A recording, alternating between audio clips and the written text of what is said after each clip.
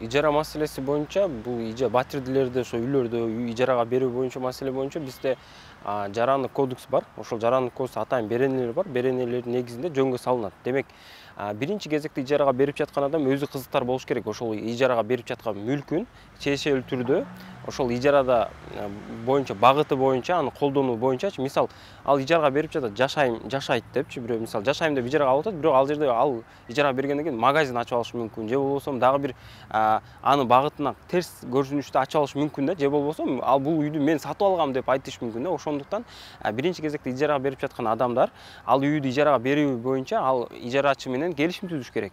Ал эми келишимди жөн гана түзүп калбастан, анын кагаз жүзүндө түзүп, аны нотариалдык түрдө аны күбөлөндүрүш керек тараптардын катышуусу менен, анан аны гос регистрге каттап коюш керек. Мисал, мындай процедура бизде ошол жарандык кодексте камтылган. Бирок кээде мындай деп көрсөтүп койгон жери бар да, эгер 3 жылдан ашып кетсе деген жери бар да.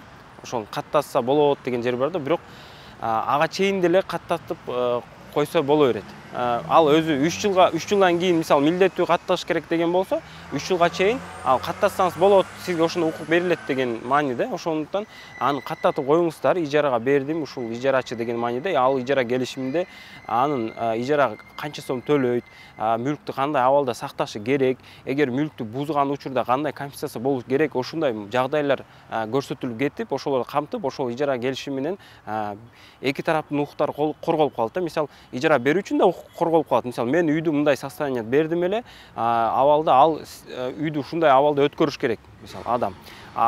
Берки адам болсо, ижара мөөнөтүн көрсөтүп коет. Мисал, кээде ижарачылар бар да, ижара берүүчүлөр, мисал, үйдү 1 жылга берген, бирок 2-3 айдан кийин башка андан да көбүрөөк акча төлөй турган адам чыгып калса айтат: "Кой, мен бул жака туугандарым келип атат же башка бирөө келип атат, үйдөн чык" деп ошентип коюшу мүмкүн да. Ошол эле учурда ал башка бирөөгө берет. Мисал, сизге 15 000 сом берсе, бирөө 20 000 сом берем десе, сизге чык деп айтат да, ошону айтышы мүмкүн. Ошондуктан ижара да ошондой жагдайлар көрсөтүш керек. Эгер сиз ал жерге киргенден кийин 1 жылдык өзүңүздүн планыңызды коюп, ал балким ремонт жасап коюшуңуз мүмкүн, балким мебель, оор мебелди алып келиши мүмкүн, аны алып чыкканы дагы ошончо акча кетиши мүмкүн. Ошол жагдайларды сиз эсепке алып, эгер ижара келишим бир тараптуу бузулуу ошо ижарачыдан баягындай сунуш кылынган болсо, демек сизге ошол компенсация төлөп бериши мүмкүн. Мисал, болбосо 1 айлыкты кайтарып бер деп көрсөтүшү мүмкүн.